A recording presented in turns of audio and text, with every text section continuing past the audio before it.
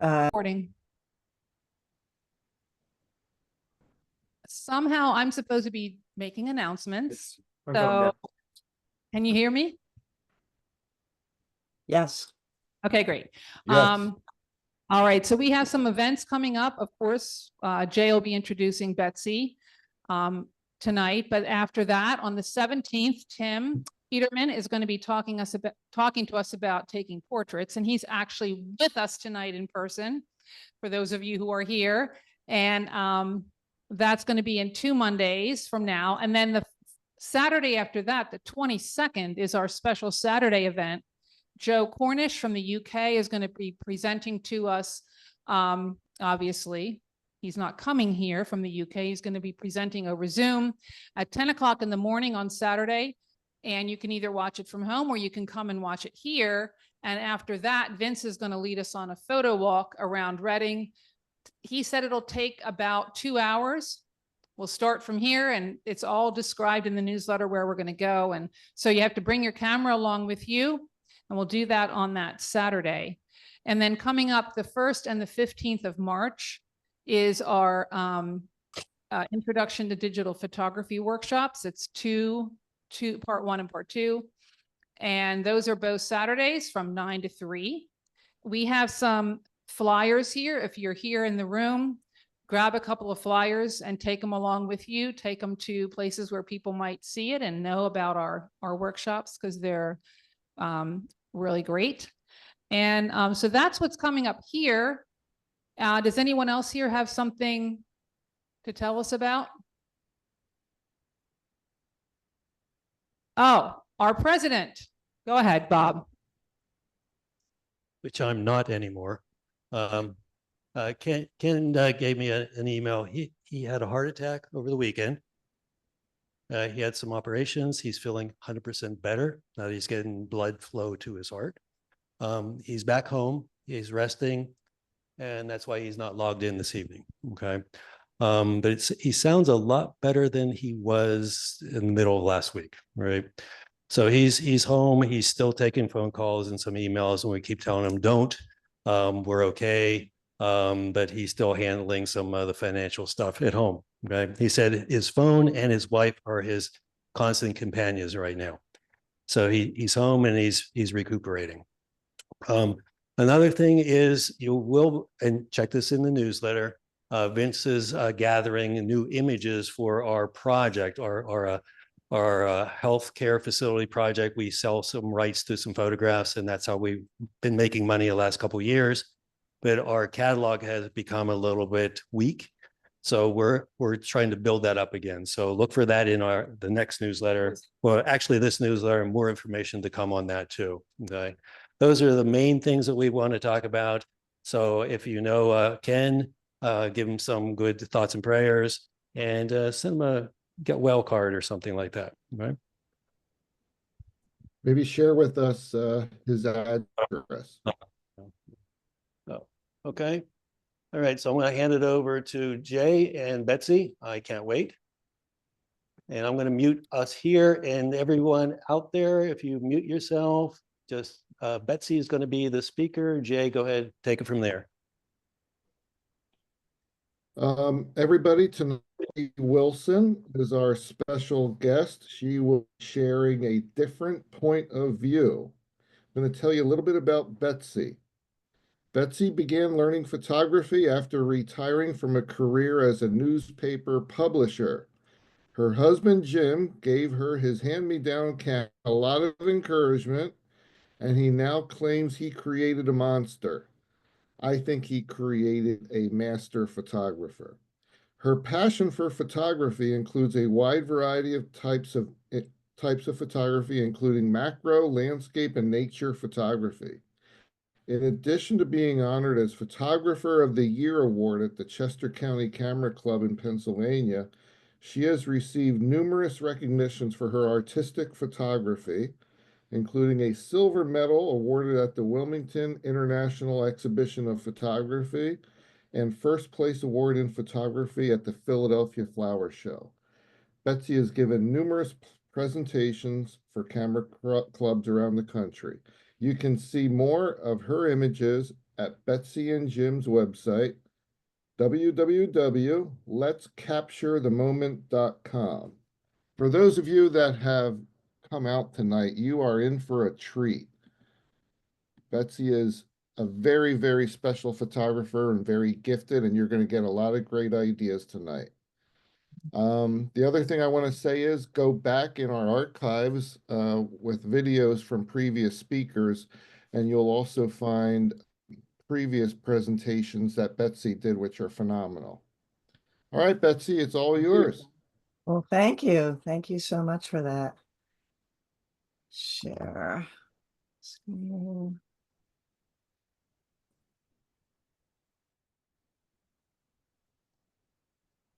How's that look, Jay? It looks great. I'm going to keep my eye on the chat for you. Do you want Okay. you're going to pause and let people ask questions, is that right? Yeah, I will.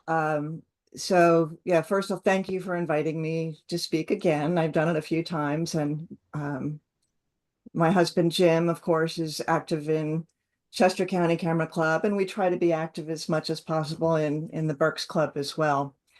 But please feel free to ask questions in the chat, and Jay, if you can monitor that for me, because I don't see that. But I will take a pause a little more than halfway through, which will be a good time to address any questions or comments, and then of course I'll open it up at the end. So for now, put yourselves on mute, and let's get going here. So first, a little bit about us. My husband, Jim, he is the one who got me into photography about 10 years ago. He's a very talented photographer. He's also my technical support because I tend to focus on the artistic side. I can sometimes be a little bit technically challenged. So here we are showing off these fancy lenses, but we don't own them. We just rented them for a trip. And we are avid canoe enthusiasts. Jim actually builds and restores wooden canoes, and we're very active with a wooden canoe association. So you may see a few canoe images during this presentation. And since we don't always have a willing model, we sometimes take along our very cooperative subject. We call him Uncle Dudley. And we do like to experiment with all types of photography. So you will see Uncle Dudley in a few images, lending a hand, like you see there on the left, lending a hand as we explore different points of view. So what do I mean about a different point of view? Well, it can be quite literal, such as an image taken from up high or down low. You can see here that the camera is down inside the canoe.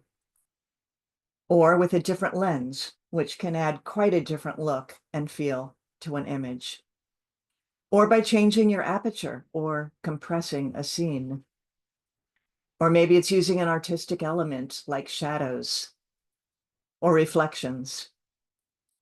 Or a different technique such as panning or shooting through, which is also looking at the subject with a different point of view. And I think maybe it's when we, the photographer, when we look at our subject or even ourselves in a different way.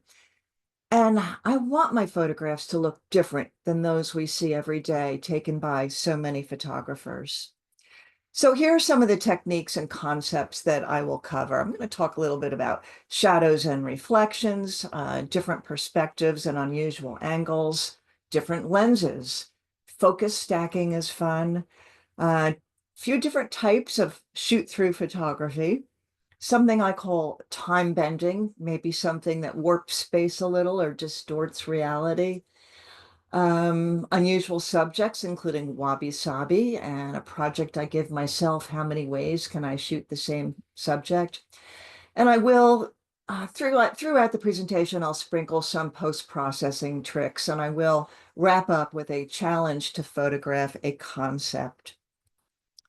And I do like to start with just a little bit of history, because by studying the work of other photographers, I have been exposed to many different styles, techniques, and perspectives that, help me look at creating my own images with a different point of view.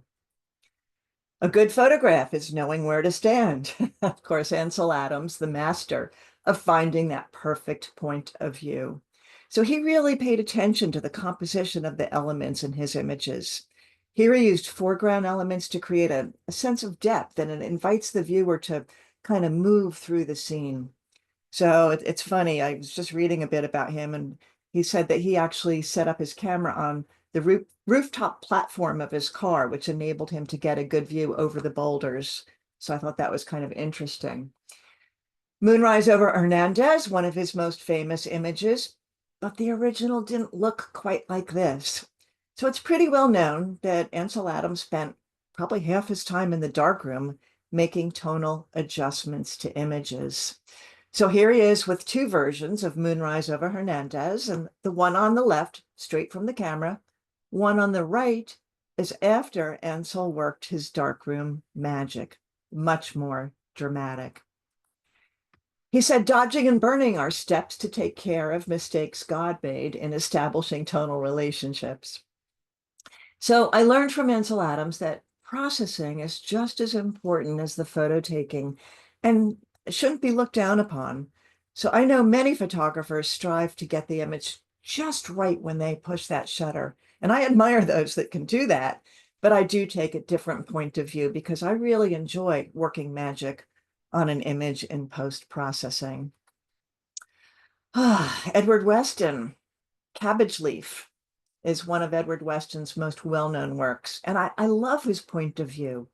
Take an ordinary subject and turn it into a beautiful work of art. Or find a human-like form in a pepper. And then for a very different look or different point of view, there was Irving Penn, probably best known for his fashion work for Vogue magazine. I read he was born in Plainfield, New Jersey. Well, so was I. Maybe I could get just a smidgen of his talent by osmosis. But he certainly had a different point of view from just photographing beautiful models. At some point of his career, Irving Penn decided to photograph the unusual and taken for granted. A whole series of cigarette butts, which later then progressed into photographing other discarded items he found on the sidewalk. To Irving Penn, almost everything and anything is a subject to be carefully composed and photographed. I can get obsessed by anything if I look at it long enough. That's the curse of being a photographer. And then he also said, the greatest privilege I've had in photography is a change of diet. He loved to experiment with different subjects, different techniques, different points of view. Here he is shooting through a glass wine bottle that it's distorted and elongated the woman, which I think adds intrigue to this romantic scene. And the image on the right, look at the distortion of the woman in the glass. She's upside down in that wine glass and, stretched out in the stem of the glass. So let's get started with the technique of shoot through. So here's a mouthful.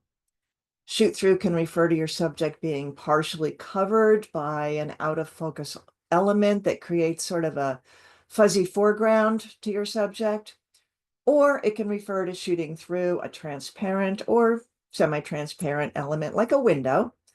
And if the object is flat, it may merge a reflection onto your shot. If not flat, like those wine bottles, it may distort your subject. So let's start with the first type of shoot through, which is your subject being partially blocked by this sort of fuzzy or gauzy foreground element. So here you see that gauzy sort of translucent foreground. And I'll start with some examples and then move on to the how-to. I find that adding this misty veil of color, it adds some atmosphere, it adds mystery, adds a misty magic. So this is done by shooting through a tulip that's very close to me while I'm focusing on another one that's a bit further back. So you see the haze of color in front of the subject and sometimes behind it. So here's my setup.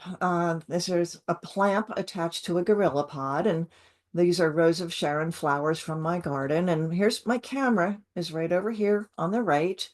This is my subject, this flower in the middle. Here's my background. And this is the foreground flower that I will shoot through. But my focus is solely on that middle ground flower, my subject. So here I am in action, and I do like to use a zoom lens for this. Here I've zoomed out to 150 millimeters, and I'm using the widest aperture as I do want a very shallow depth of field. The only thing I want in focus is the subject, and I want both the foreground and the background to be blurred. So you can see my camera is smashed right up against that foreground flower. And I usually shoot quite a few of these as just slight movement of the camera against that foreground flower. It moves that veil of color. So here I like the one on the right the best, and here it is with just a slight crop and some clarity added to the center of the flower. So while I had everything set up, I tried a few different flowers as the subject. I found this weed in the yard. I don't even know what it is. So, and it's attached to something called a third hand tool, just a clamp. So, and here's the shot. Same foreground flower. Now I've changed the subject flower and the background flowers.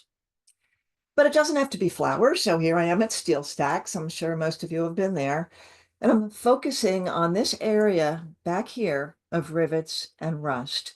But I see this green leaf and decide to use it as a foreground element.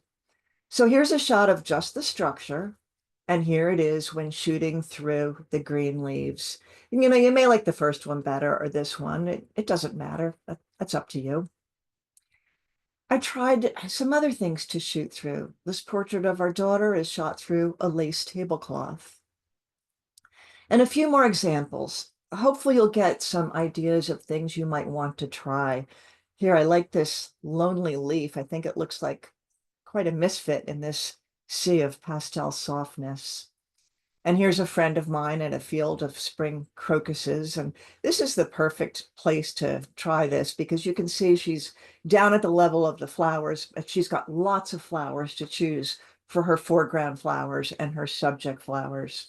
So this is where I took the next couple images.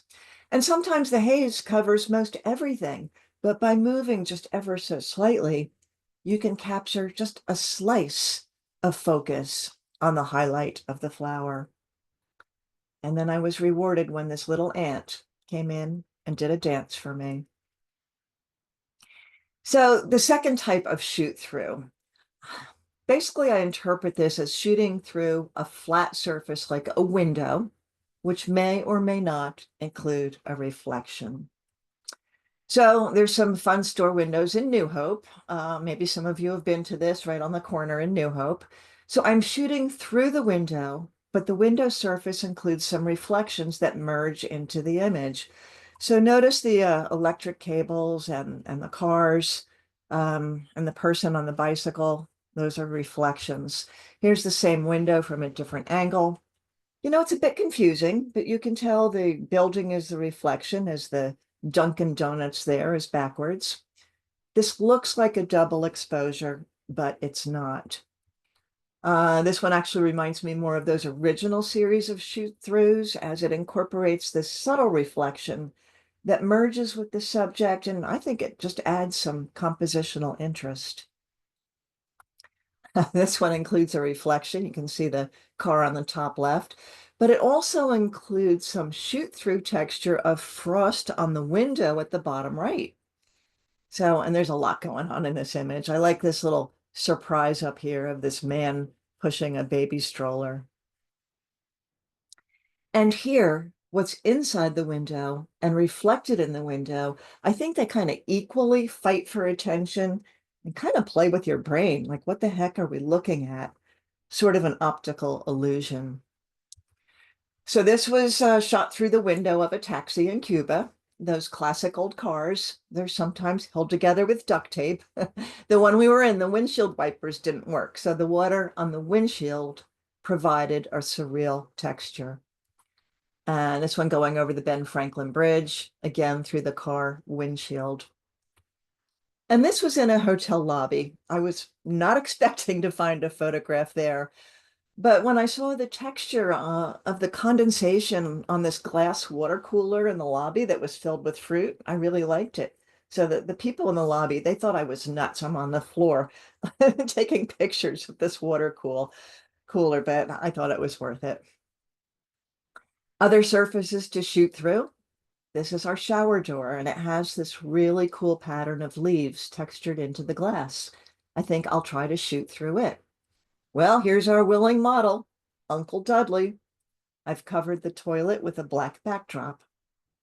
I get in the shower and shoot through the textured glass. I zoomed in on just the torso. I think it's starting to look a bit creepy, and zoomed in a bit more. And I think this one really looks scary. All right, let's move to the last type of shoot through. Shooting through a transparent foreground that's not flat, like Irving Penn's images of the woman behind the wine bottle. Now you see that shooting through the curved surface creates distortion. It's just a water glass in front of some striped paper. I Googled stripes and printed it. And by moving the camera up and down just ever so slightly, the shape of those refracted polka dots would change. And one of our photo friends has a crystal ball. Here's a shot inside the corn crib at Valley Forge Park. And she brought her crystal ball to another club outing, to a cathedral in Montgomery County. Here I shot through a clear glass marble that was in front of rainbow striped paper. And a different kind of shoot through. So Jim and I have a lot of fun with this technique. In fact, for a few years, we would play with water drops on New Year's Eve. We would drink wine and experiment with all sorts of items. So here are a few examples, and then I'll show how it's done. This is just plain color. This is a wire whisk. You'll recognize this of some crayons. Here's a kitchen fork, a scallop shell, candy hearts. And I call this one Flying Martini Olives from Outer Space. It's actually a tangerine and a green bandana, or you can kind of get the idea that's the tangerine, and it's, you see the pattern of the green bandana. So, and here's the setup. I'm going to go through this quickly. These instructions are all on our website, and I will give a link to our website at the end. So if you want to try this, don't worry about trying to catch all this or write it down. But you do need raised glass or plexiglass. You see it's up on those two boxes, and you wipe some Rain-X on the glass. Rain-X that you get at an auto body shop. That's what makes the water beads. They, form into the little droplets. And then you spray water droplets on, slide colorful objects underneath the glass, camera on the tripod with the lens pointing down. And by the way, this beanbag is here because with this camera like this, it can be a little front heavy and you don't want it going, boom. So that beanbag is there to weigh it down. And then the flash is coming in at a 45-degree angle. And if you don't have a flash, you can just use a bright light. Focus on the droplets, not on the subject below, and experiment with different apertures depending on the lens. And I do find that a macro lens, I think, works best. So let's move on to bokeh, basically an out of focus area in your image. So you can have some fun with this. Pull those Christmas lights back out of the attic.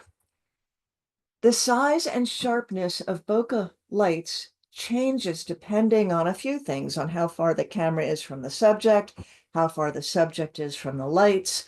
So look at the size of the lights behind this bird ornament. Here, my camera is 5 feet away from the subject. Now my camera is 3.5 feet away, and you see those bokeh lights are larger. Now the camera is only 2 feet from the subject, and you can see they're even larger. So a few tips: a fast lens, wide open, works best for this. I think a long focal length creates more extreme bokeh. I don't understand the physics behind this. Again, I tend to be a little technically challenged, but I do know if I just move things around, increase the distance between your subject and your background, get closer to your subject, it changes things. So, but I want you to notice, with a smaller aperture, you start to see the shape of the aperture opening. Let's change the point of view. What if we could change that shape? What if we shot through shapes that have been cut out of black construction paper attached to the front of the lens? Okay, so here you can see one of my shapes. Those tabs are on there to kind of wrap around. your lens and attach it with just some tape or a rubber band. So I want you to notice the asterisk, the star and the snowflake. And here they are, the star, the asterisk, and the snowflake. Isn't that cool? And while our Christmas tree was still up, our dog Shadow was asleep with her head on the arm of the couch. And I had cut out this doggy paw print shape. So I ran and got it and was able to get this image of her in front of the bokeh. So this may look like a Photoshop composite, but it's not. And I would show you the cutout of the doggy paw print, but I left it on the coffee table and she ate it. Other shapes to try. I like using stars with candles. Cut out a heart shape, experiment with different shapes for different looks. All right, let's move on to working the scene and searching for the shot. So we've been a few times to the Revolutionary War reenactment in Chester County. Fantastic place to photograph, especially if, like me, you're a little bit uneasy asking permission of strangers. You don't need to ask at a reenactment. Everyone just loves having their photo taken. So here I was drawn to this group of sleeping soldiers. Now, this is a really bad photo, kind of looks like they're dead. But when I see something of interest, I slowly walk the area and I'm looking from different perspectives. I look high, I look low. Okay, now I see something that really interests me. And no, it's not the Hanes logo on this guy's sock. They're supposed to wear authentic period garb. See that little brown blob? Ah, it's a puppy. So I continue to try different angles, but the grass covers the puppy's head, or all I can get on my frame is puppy butt. And I worked it a long time. But so sometimes you just can't get a good point of view. Sometimes you just give it up and move on to the next thing. Same place. I like this woman's hat, so I took a few shots, hoping for just the right look, the right composition. And I think I can work with this one. Finished image. With some editing, I've lightened up the shadows, brought out the light in her eyes, and added a texture. Let's work the scene at Middle Creek Wildlife Area. Bob and I were talking about this before we started. If you've been there, you know it's such a wonderful place to photograph because late February, early March, tens of thousands of snow geese migrate through and stay for a week or two. And Jim and I had planned to go there in a few weeks, but unfortunately, it's been announced that they have closed a lot of the areas that are really the best places to shoot the birds because of potential bird flu. But if you ever do have the opportunity to go, or you want to try shooting from your car with a little patience and good timing, it's really not difficult to get photos like this of this amazing liftoff of the snow geese. And here they are, they're taking off and flying like right over me. So these are the types of shots that photographers from all around come to get. But for a different point of view, I am always looking around for other visual interests, like this group of Mennonite women who were there to enjoy the sights. And I like this shot, but it does need a little Photoshop help. So my first step will be to bring up the shadows, see if there's a little more detail. I can start to see some form in their jackets, details in their colorful skirts, but there were others in the image that were distracting, such as the woman on the far left in the red coat. And in Photoshop, content aware fill, clone stamp. This was before the new tools, which was much easier now to get rid of the unwanted portions of the frame. Some color adjustments, a few more geese were added. This represents what I saw and felt that day. From this to this. And you can drive the loop road, and you're able to do that this year, as you may find surprises out in the fields. I do love the leading lines in this shot, kind of taking you right back to that bank of snow geese. And after leaving Middle Creek, we stopped at that huge antique place called Renninger's Antique Market, and Jim and I stopped there to buy lots of stuff. I'm sure Jenny can relate to this, so we could photograph still lifes. So this gentleman was in one of the booths and I asked him if I could take his photo, and back at the computer, I'll do some editing. So first thing I usually look for are distracting elements that I'll remove or take out. This black plastic sheeting, I didn't like that. I didn't like just this little bit of pattern on his shirt. And you know, your eye is attracted to the brightest area of an image or also to red. So I want to tone down or get rid of this distracting background here. So I converted it to monochrome and I darkened that distracting background. So while I was taking this, I did engage this gentleman in conversation. And he told me, he said, I love cats. I have always loved cats. And then he said, I must have 60 of them buried in my backyard. Wow. Interesting fellow. Oh, and this is back at that reenactment. You couldn't help but notice this little girl with her wonderful red hair. So I did ask her grandfather if I could take a few shots, as she is a minor and not a reenactor. And she would not stay still, but I captured this fleeting moment. I think she's probably just attending to like an itch on her head, but I think it looks like a salute. I call this the littlest soldier. A little post-processing changed the background from a fairground to a battleground. And then I went back again to the sleeping soldier. I just had to try one more time. Oh, and now I like it. I see the puppy's face and the soldier's face. And look, their eyes are lined up in this beautiful curve that unites the two. Oh, I'm not happy about the leash and the rope, but I can fix that. That's the shot I wanted. A little puppy love before the battle. An angle of view of the photographer, of course, is so important. And I was drawn to this Amish father with his sons, and I grabbed this shot just from normal standing perspective, you know, where we take 95% of our shots, right? But then I crouched down low, which really emphasized the size of the wheel in comparison to the boys. Here's a different point of view, actually a selfie while I'm relaxing on a windjammer in Maine. Those are my feet down there. And a dreamy shot of another windjammer in the morning fog. But if I get off my butt and move around ever so slightly, I can frame the other windjammer in that opening in the mast for a different look. And while still on the windjammer, we sailed by Bass Harbor Light in Acadia. And this lighthouse has been photographed a gazillion times, but usually from the land.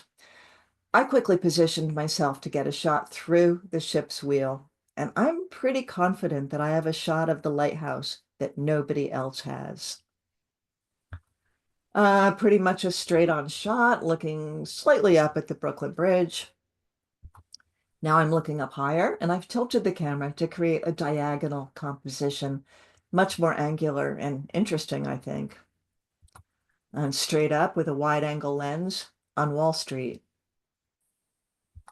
Or how about looking down, in this case from an airplane flying over the Rocky Mountains? I always love all those patterns. And now I'm looking straight down again. Now I'm on a bridge. I'm looking down into a stream, and I'm trying to capture the patterns of these bubbles and grasses as they were pulled by the current. And you know what? I didn't get a good shot of them at all. But as I'm walking along the top of the bridge, the top of this railing post caught my eye. Add a crop, a bit of vibrance, and I think it made a really beautiful abstract montage of these tree patterns. How about getting in the water for yet a different point of view? And now I get into what we sometimes go through to really make a shot like this come together.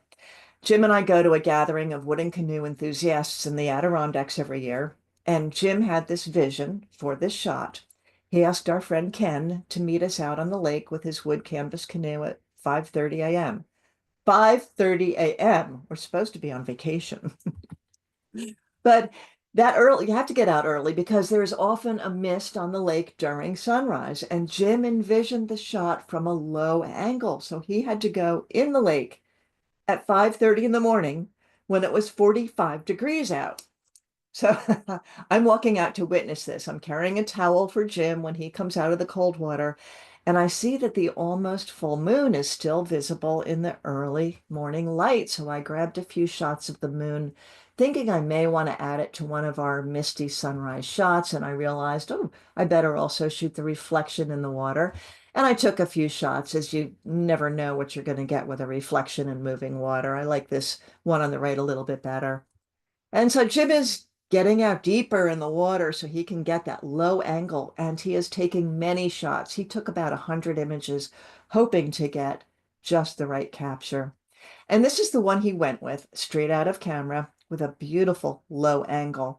So you can see the faint colors of the pink and blue colors in the mist as that sun is rising through the fog. The colors in real life actually were brighter than it appears in this raw file. And raw files, as you know, sort of dulls colors. So we'll enhance those colors and lighten the main subject. And then we added the images of the moon and its reflection to add a subtle surprise interest to the image. And then I paddled out into the lake to enjoy this magical morning mist. And I got this shot of our friend Ken. And it was almost surreal. It was like being in a whiteout with no sense of where you were. So you can barely make out the tops of trees on the far side of the lake. Really cool. Well, now that we've gotten into the water, how about going completely underwater? So I used to love to swim underwater, and I thought this would be easy, but I haven't done it in many years. So it was hard to get both myself and Uncle Dudley underwater long enough for Jim to get some shots. So he's also underwater using an underwater camera. But most of the shots actually look more like this. We had a lot of bad ones because I kept floating up faster than I wanted to. But we had a lot of fun trying this. And, we don't have an expensive underwater housing for our camera. These were taken with just an inexpensive underwater point and shoot camera. You got to admit, certainly a different point of view. And I mentioned steel stacks. I know many of you have been there in Bethlehem. A pretty cool tourist attraction with those walkways among the structures. And I think this is gone now, but there was this interesting sculpture right outside the visitor center called Optic Wall. And it's made of a bunch of steel tubes welded together. Here it is, the sculpture with some of the decaying steel stacks behind it. And you can look right through the sculpture, and everybody does this. Everybody gets a shot of another person. That's Jim looking through the tubes at me. But by changing the angle a bit, you only see the insides of the tubes, and now it becomes an abstract pattern. And then Jim decided to place a wide angle lens right down on the side of the structure and shoot across it for a really fun point of view. So again, we're always striving for something unique, a bit different than those thousands of images we see every day. Has anyone been to the City Museum in St. Louis? It is a bizarre place, part architectural marvel, part funhouse. It's built inside a former shoe factory, and you can wander and crawl through a labyrinth of tunnels filled with these creatures or climb through giant slinkies. And in the center is this 10-story opening of stairways on these spiral chutes, because apparently when this was a shoe factory, the shoes were moved from the top floor down along these chutes. So it was very hard to photograph. It was very dark inside and kind of looking straight up into this bright sunlight. And there are these pipe organs that this guy brought in the middle of all this. So I'm trying different angles. I'm working the scene, and I am bracketing these shots.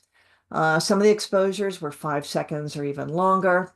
As I know, I will be combining different exposures into an HDR image. So here's one of my final images in black and white. I think it looks kind of like an MC Escher contraption. And I'm still working the scene for another shot. I'm getting closer here. I like the curves, these interesting colored lights. So I decide to try a different angle. I often try to put a diagonal element in my images. So here it's dark, and this is already slow at 4 seconds. Same image, this was a full 30-second exposure to get some detail in those shadow areas. And here is the final HDR version. And yes, Jim and I climbed to the top and we slid down the 10-story spiral slide. It was like being in a giant chutes and ladders game with eerie lights and organ music. And here's another angle image, and this one focuses more on that pipe organ. And now I'm an internationally published photographer, as my image was featured on the front of an international magazine published in England called Organist's Review. I was quite honored.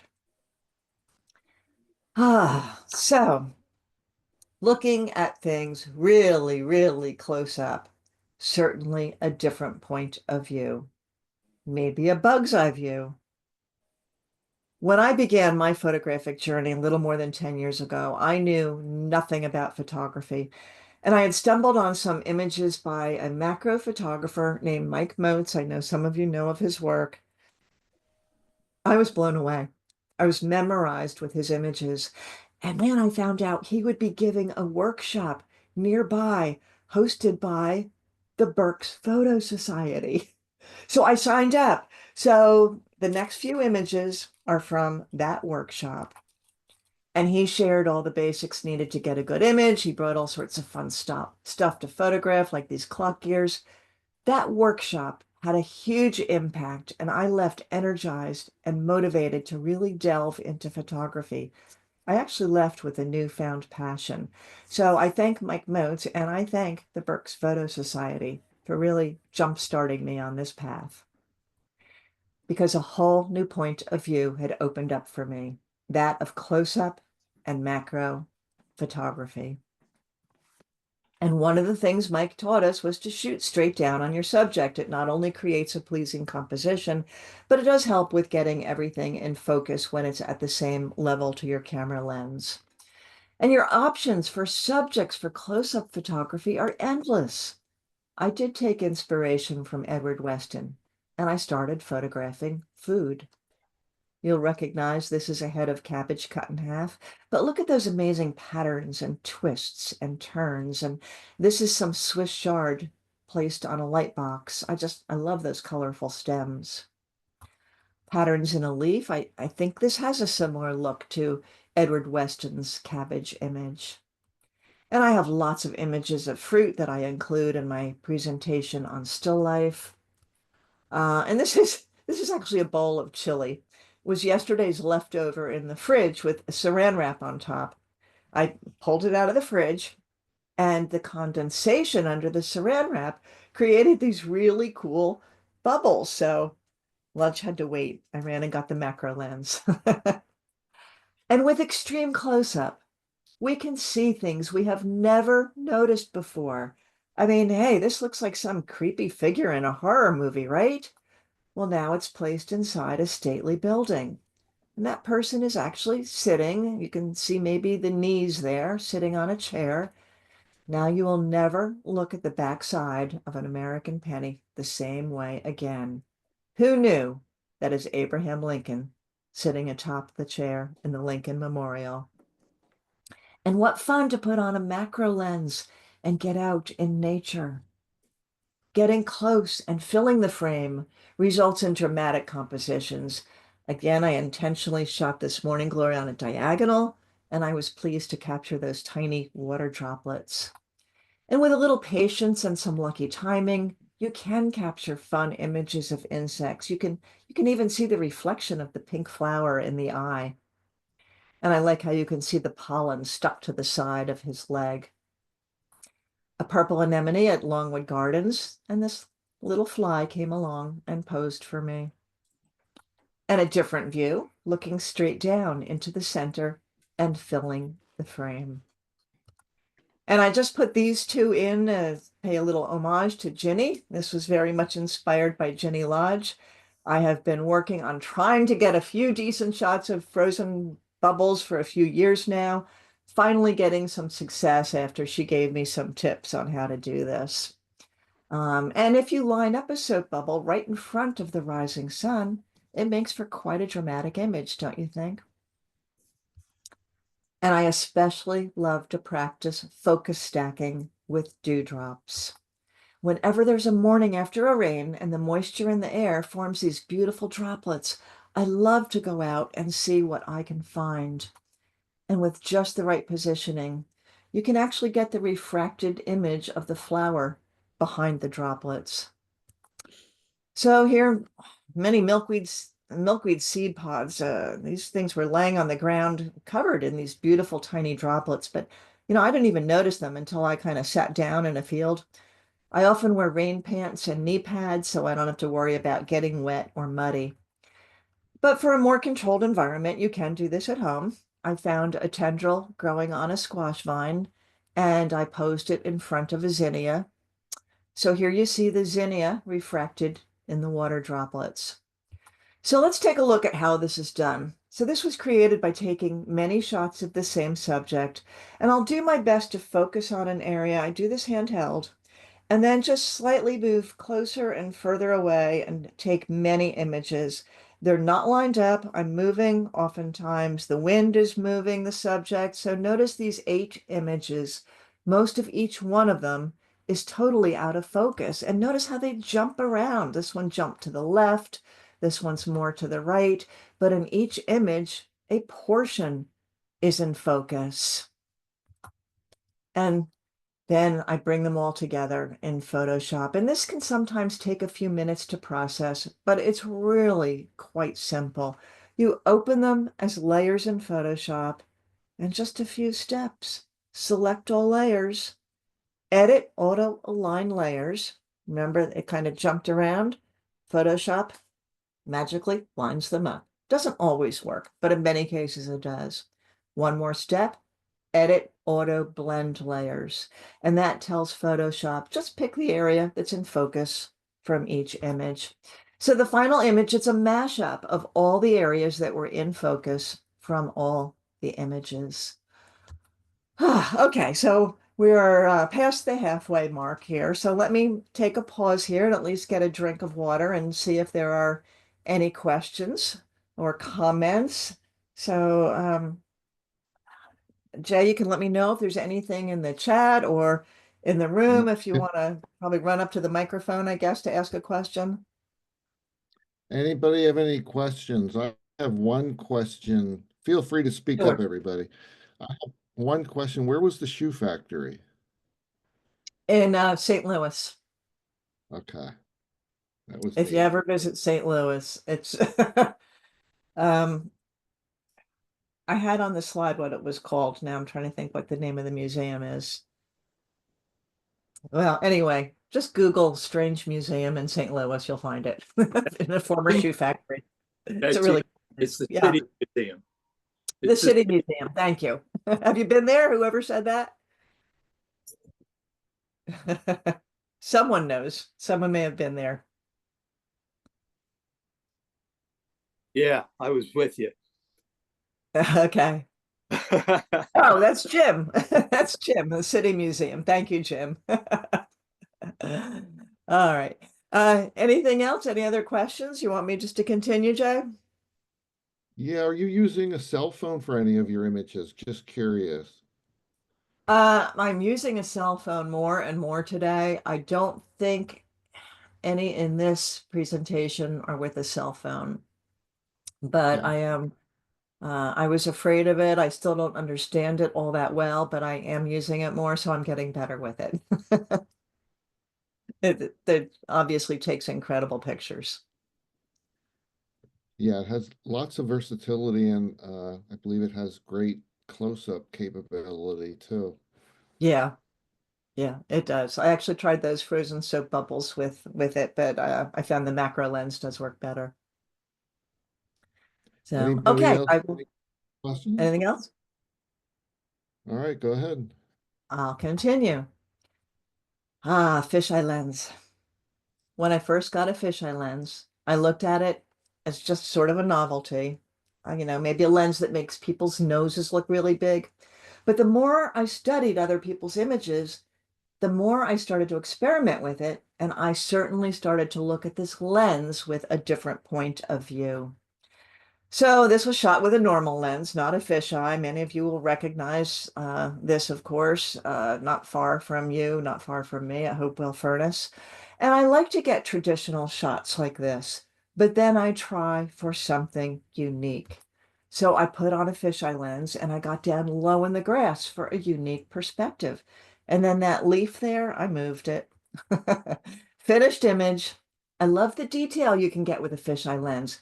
Everything is sharp just an inch away, and you still get sharpness on the buildings in the background. I do like the leading lines all pointing to that red barn, even the contrails in the sky.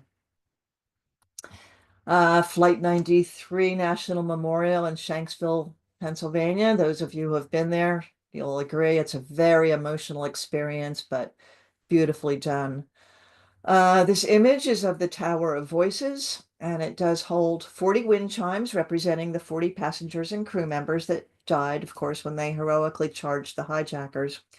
Well, with a slight wind, the chimes create a set of 40 tones or voices, never the same sound twice. It's somewhat discordant, but hauntingly beautiful and peaceful. And I was actually happy that I caught that plane flying behind, as I thought it added to the story. And by using a high f-stop and closing that aperture down and shooting into the sun, a starburst was created. And I think those colorful bokeh orbs you see there, I think they were actually caused by dust spots on my lens, but I like them in this image. It's as if it represents the colorful souls appearing as the chimes ring their memories. And for yet a different point of view, this is looking straight up with a fisheye lens. So this is the lens I have. It's a Rokinon 8mm, which is basically a very wide angle lens. So you can see the curved dome shape of the lens, which is similar to the dome shape of the human eye. So it can see not only in front, but some peripheral vision as well. And this is the chapel at Valley Forge. So you can see it can create some distortion. You see the bending of the walls. And if I put the lens down low and point it up, it actually gets all 4 walls in its view. You can see the wall to the left of me. That's behind me, to the right of me, and in front of me. And the fisheye works great in tight places when you want to open up and see as much as possible in your image. Old bookstore in Chester County, really narrow rooms lined with these bookshelves. The fisheye just kind of opens it up. And if you've been to Antelope Canyon in Arizona, you know that it's very narrow and can be quite a challenge to photograph.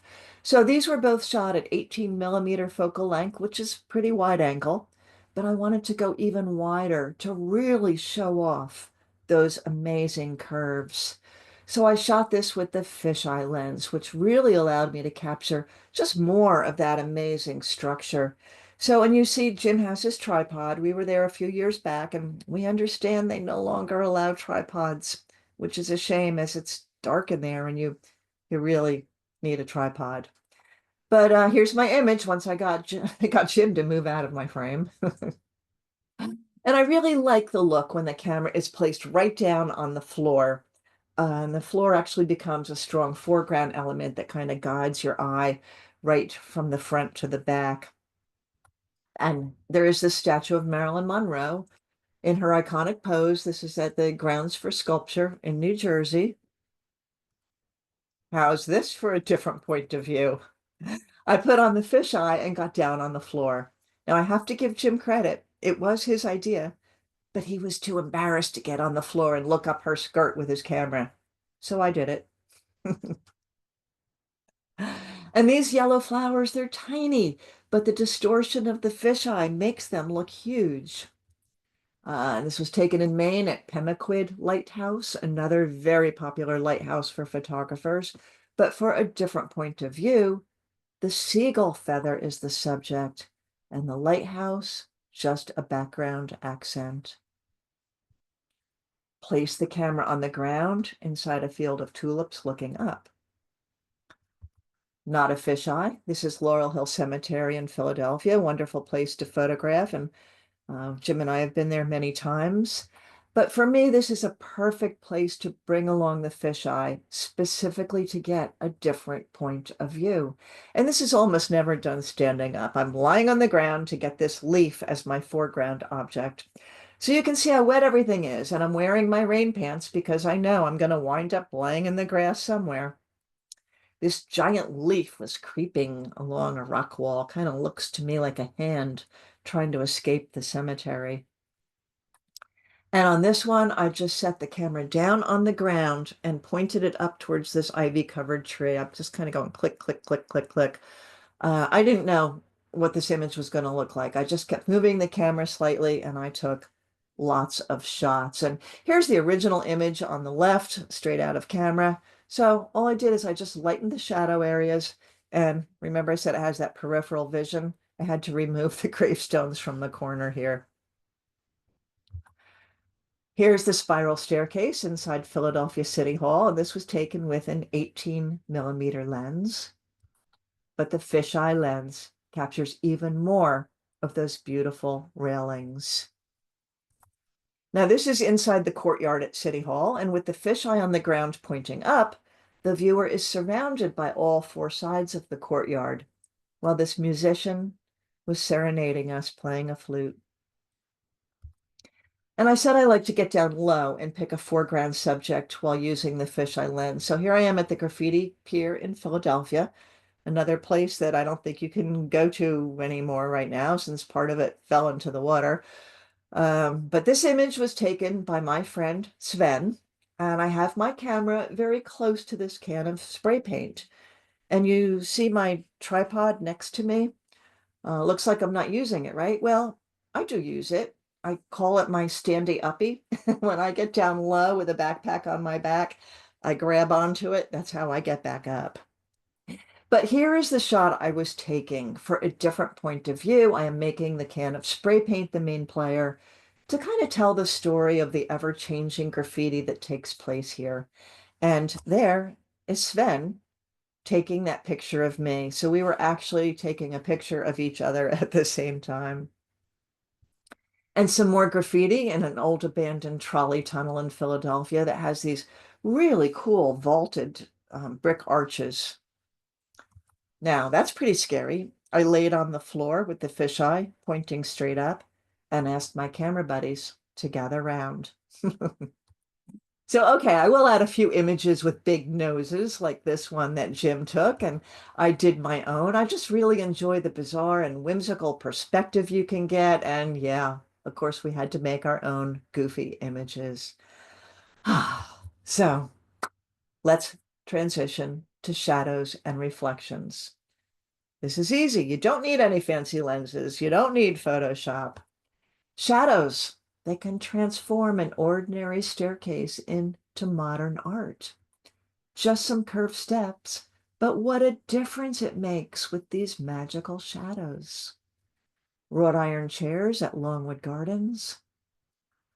Jim looking rather dapper with some dramatic lighting. The shadow sets the mood. Jim took this at Urban Outfitters headquarters in the Philadelphia Navy Yard. And you can probably tell it was taken with a fisheye lens, as you can see the distortion, but what a cool shadow. And this brick building suddenly becomes modern art because of the shadows. And I just like that accent, that little touch of red. The inside of that corn crib at Valley Forge. And this is one of my favorite images of Jim's. He captured this at precisely the right moment. It's all about the shadows. The foot on the left and on the right are raised, showing the movement. And the shadow of the little girl holding her father's hand. That's the decisive moment he wanted to capture. I think a lot of compositional elements make this successful. Of course, the leading lines that kind of take you right down this train station boarding area. The primary colors, red, green, blue, yellow, lots of shapes and angles, but the addition of the shadows definitely gives an added dimension. Here the shadows enhance and complete this composition. You know, I could have framed this to just include the tree and not the shadow, but those branches, I think, might just lead your eye right out of the image. By including the shadow, there's sort of an implied circular movement that your eye follows. Maybe it kind of goes out of the image, but right back in again. You know, there's paths here for your eye to go out and come back in. And with this image of a lantern and my feet, you see the light patterns reflected on the table and the play of light and shadows on my feet. So now we've got shadows and reflections.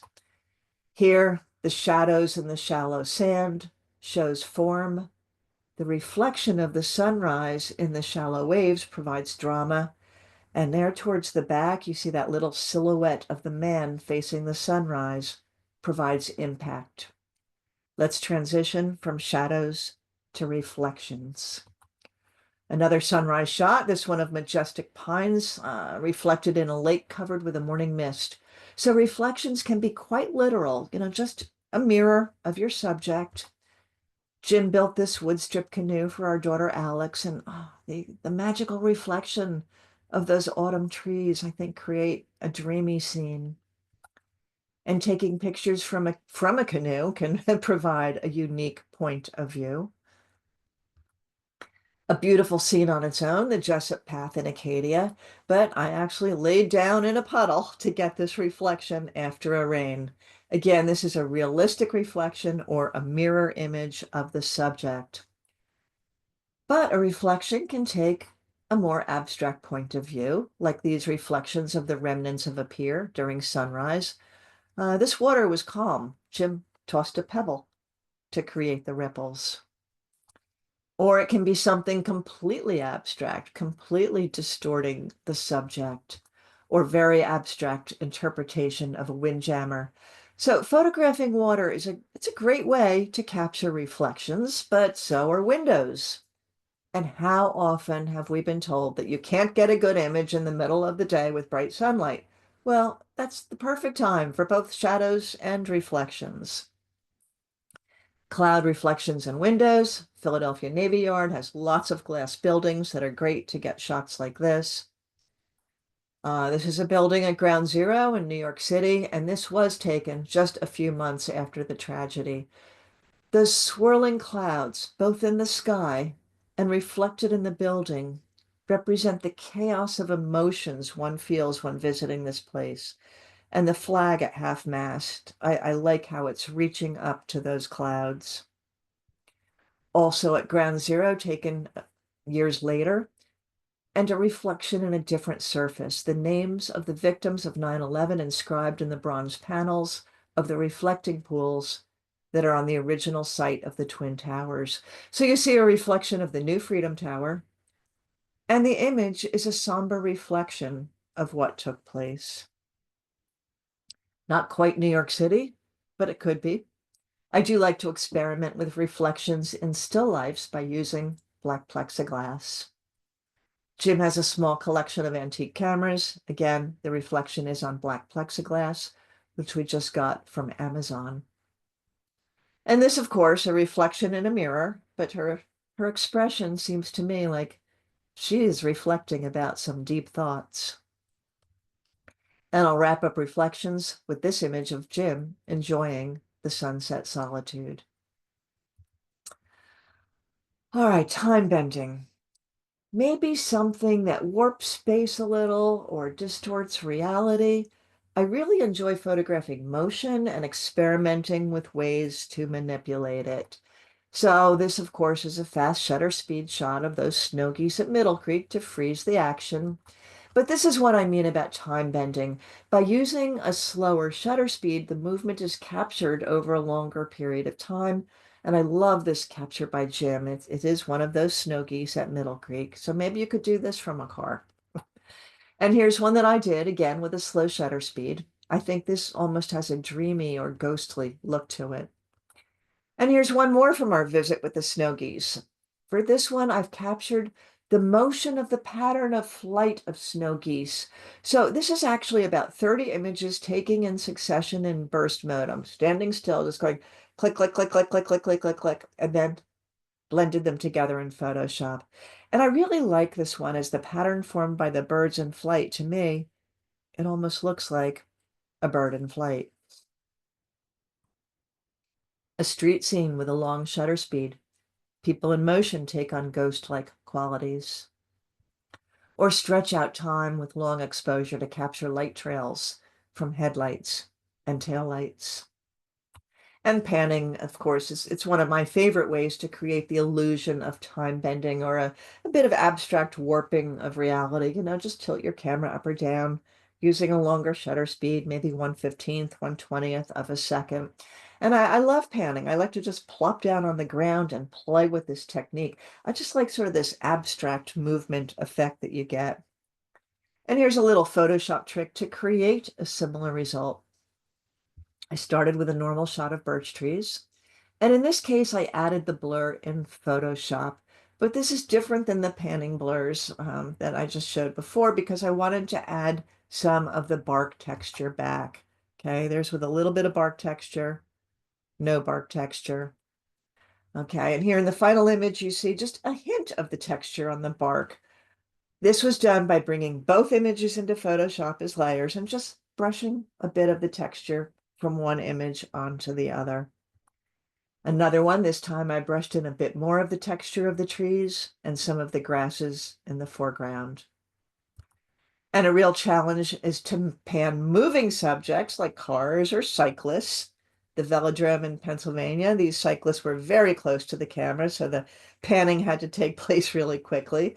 So, I mean, all you see here in focus is this guy's knee and sort of this explosion of motion in front and behind. And yeah, I got pretty soaked and mud covered getting this shot, but when I saw this dip in the bike trail filled with water, I knew it would make a good panning shot. And you want some really crazy panning? What if you do it from a moving car? You do need two people to do this, the driver and the photographer. And as you drive by the subject, you point the camera at it and swivel or rotate it as the car goes by. And sometimes it results in sort of a hurricane of texture and color. And I love this type of photography, but you do have to be prepared for a lot of misses. I might take like 100 shots to get one that I like. Or by using a neutral density filter, like one you might use to create that silky look to a waterfall. You can also stretch out clouds. And I think this works really well in black and white for some time bending. How's this for a very impressionistic look? So this is not a long exposure. It's actually 10 separate exposures taken with slight movement, and then they were brought into Photoshop and blended by using different opacities. I know some people have cameras that can do this in camera. Mine can't, so I just took 10 different shots and pulled them all into Photoshop. And this was done the same way. I think it adds a dimension of time and movement. And if you don't want to do this in Photoshop using layers, you can do it in a single shot in camera, a little bit longer exposure, just jiggle the camera a little bit. It's hard to do. So this is a night blooming cereus, and I am fortunate to have one in my home.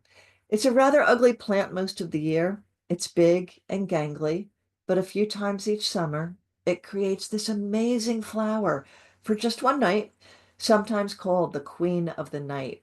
So of course I have to try different ways to photograph to capture this amazing yet fleeting transformation. So I shot this at different times during its progression. It starts opening when it gets dark, maybe 8:30, 9 o'clock, and slowly opens over the course of just a few hours. Here it is fully open.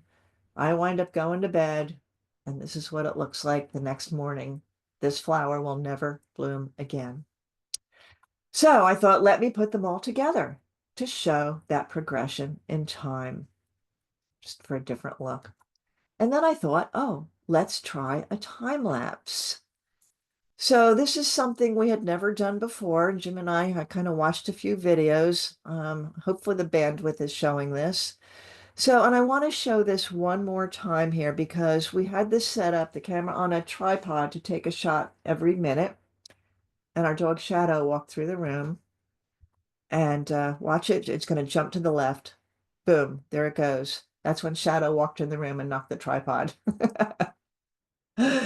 So, you know, a challenge for us, but we learned something. About 100 images taken at 1 minute apart. How many ways? This is a self-assignment I like to give to myself. How many ways can I shoot the same subject? It keeps me motivated to keep learning new things. And I've done this with quite a few things. I've done it with silverware, with tulips, with pumpkins, but I'll share just a portion of one that I did with the subject being a dandelion.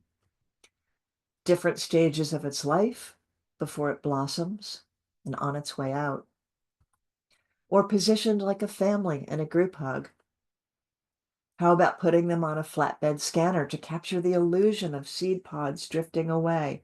Scanography is a favorite technique of mine. Here they are flying away to take root for next year. Put on that macro lens to get close. Use focus stacking to get the water droplets in focus in front and a soft out of focus background. Or capture a refraction of a distant flower behind it. Look for beauty and composition as its glory starts to fade.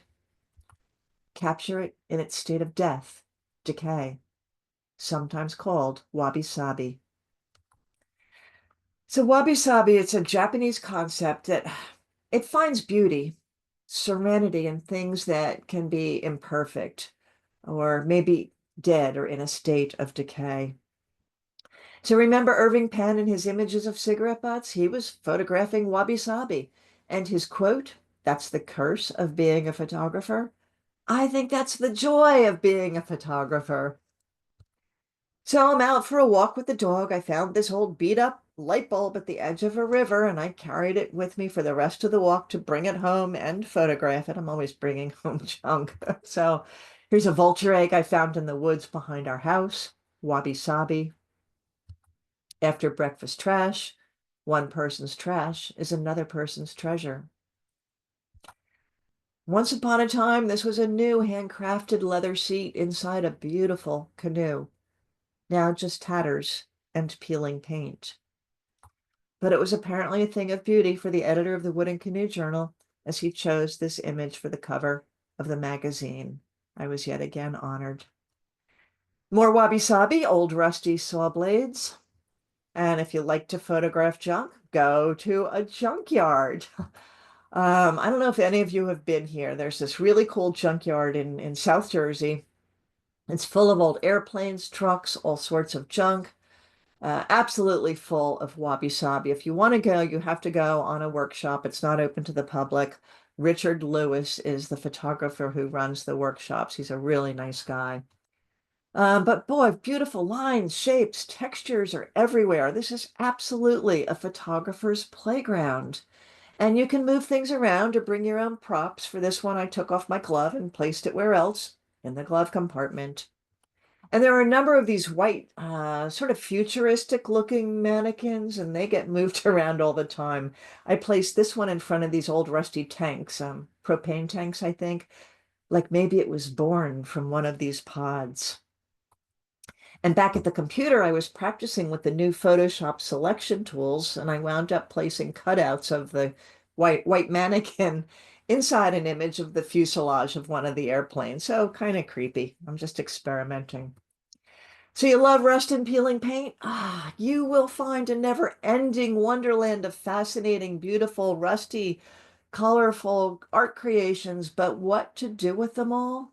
Well, how about making a collage for a different point of view? These were all taken at the airplane graveyard. And at this junkyard, we were there with 25 other photographers. We thought we could get some unique shots by bringing along Uncle Dudley. So here he is ready to lift off in a helicopter. And now he is in the air having a good old time.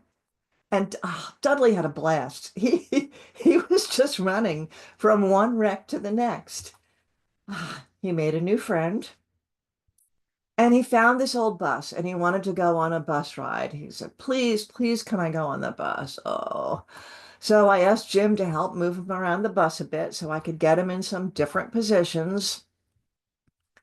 You remember going on that 5th grade class trip? 99 bottles of beer on the wall, 99 bottles of beer. And that's the teacher who just can't take it anymore.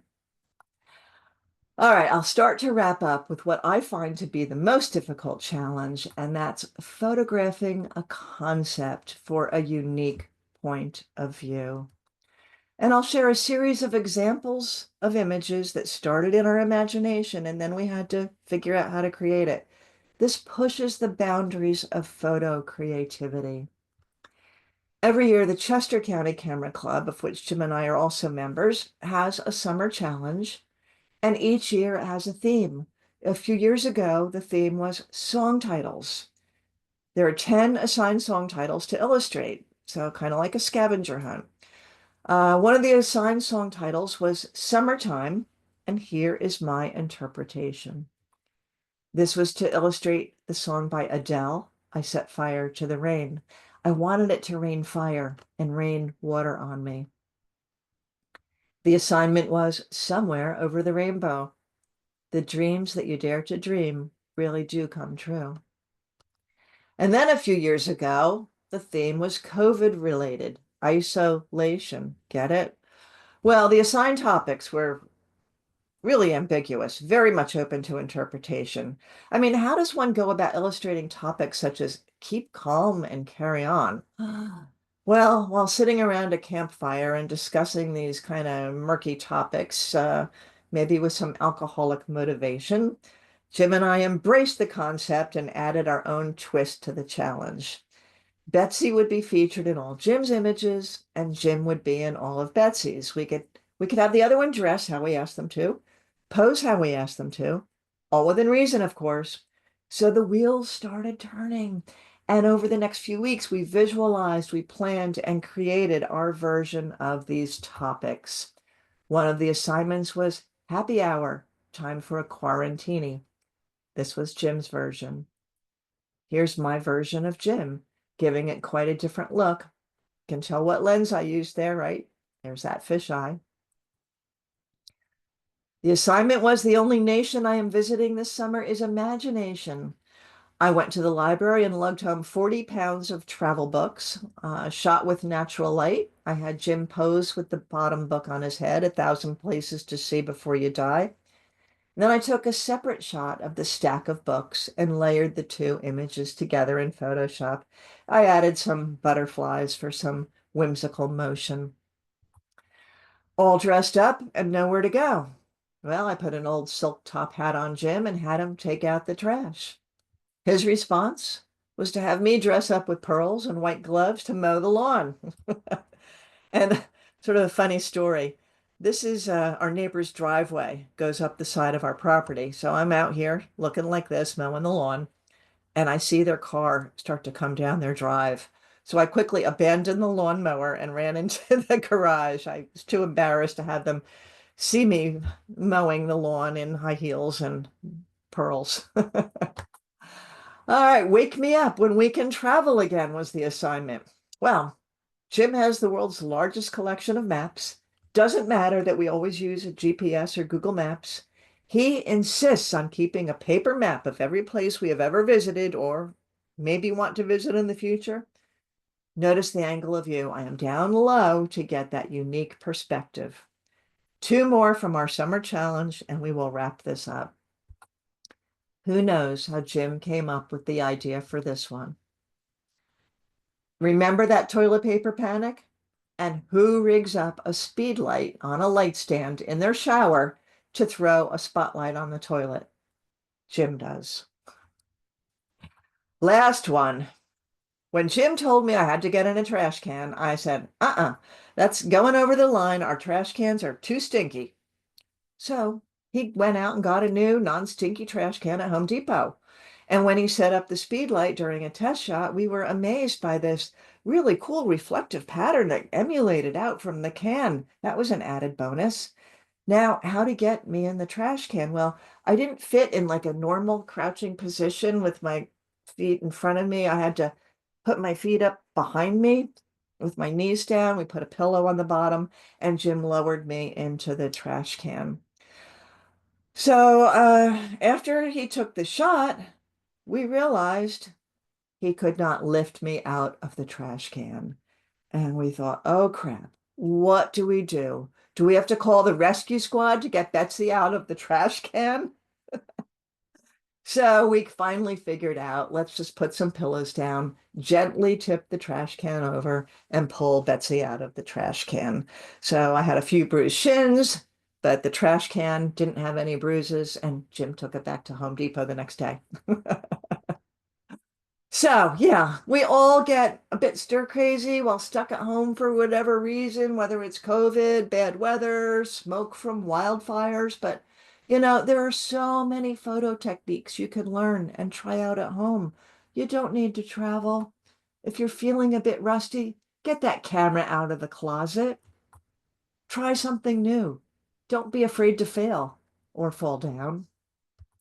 Just experiment, have fun, and find a new point of view. And that wraps it up almost. Goodbye from Uncle Dudley. So I say thank you, and I do have one more slide that has our information on it. If you do want to see more about some of these techniques, go to our website. It's letscapturethemoment.com is our website. And if you click on the header, Photo Fun, you will find more about many of the techniques that I talked about here. So just go to Photo Fun and it's easy to navigate.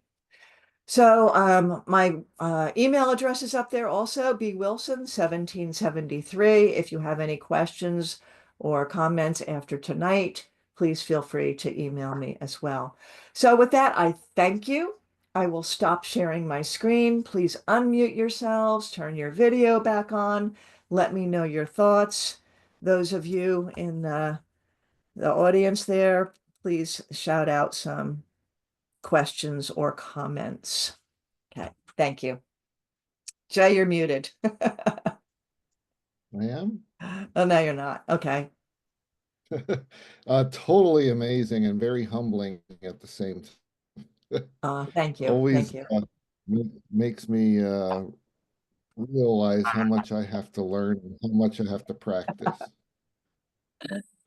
Well, I hope some ideas are in there that people get motivated to want to try. That's the whole idea. Absolutely. Tons of ideas. You and Jim should actually write a book. Well, Jim's put some of his images together in a couple of these, little flip books. But yeah, that would be a big project. Putting these presentations together is a big project. So if anybody online has any questions, feel free to speak out. Bob, you take care of the questions there in the Goggle Works, right? No, everybody's just amazed. Amazing, amazing, amazing. Thank you. Thank you. Thank you. We have, I think 18 people here in the Goggle Works, so had a Oh, good audience. great. Standing Great. ovation. Yeah, my head is spinning with all the ideas. I mean, it's really literally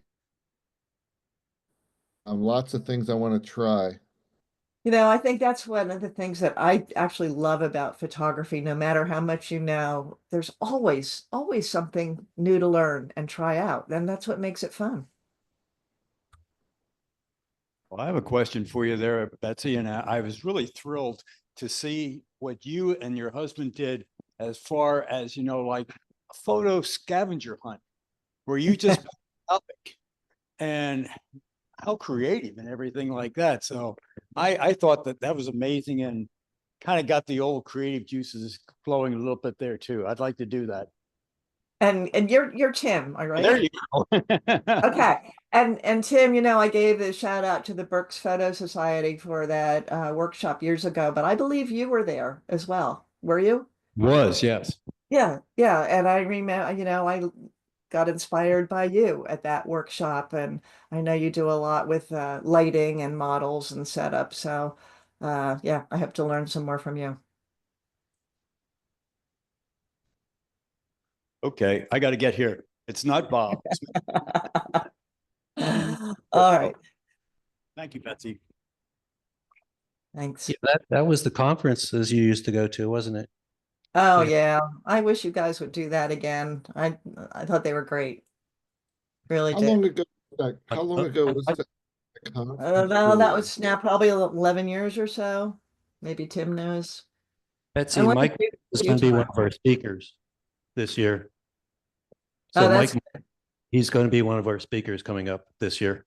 yeah, he always does a good job. Yeah, I still enjoy watching his presentations, even though I've seen them many times now. I've taken his workshop a few times.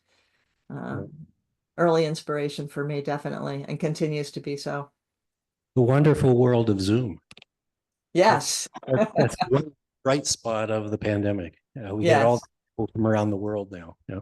Yeah, and it's been great for me because I take this presentation to, I've been in many different states with these presentations and Canada. So it's been good for me that way too. Yeah, and we appreciate you being a member of our club and doing it for us too. Yeah, I've been having fun with it. Wish I could do more with it. Yep. So. Okay, anything else? Any other questions at home? I saw a couple comments in the chat. I think just people saying Okay. thank you. They're Yeah. inspired. I'm happy to hear that. Yeah, lots of comments about delightful, fun, informative, wonderful, wonderful, amazing, which I totally agree with everything. Outstanding. Yeah, so I think we're all blown away, Betsy. Well, that's good. I hope it's not too overwhelming. I hope everyone can just get one or two ideas that they want to try. That's how you learn. I know when you go on a workshop or an outing with Betsy, she is always on the ground somewhere. That's true. And I do wear rain pants and knee pads. Because I wear mine, I'm always muddy and soaked. Yeah. Yeah, yeah. But that's how you get the good shot. So different You were- angle. you were Different Jim, angle. you're Yeah. laying flat on the ground in up in New York in a busy the train station. Yeah. Yep. So I got one thing out of your presentation. Use your tripod to get off the ground. Yes. To help me stand up. What did you call it? You're get me upper My or what? standing uppy. Me, yeah, okay. It's Getting harder and harder. getting harder and harder to get up, especially if you've got a backpack on. Any other questions or comments from the group? No?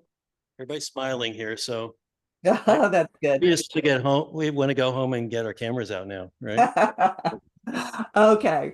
Well, thank you so much. I Thank you. always enjoy presenting and I'm so happy to be part of this club. And hopefully Jim and I will see you in a few weeks if we can join you on the walkabout in Reading.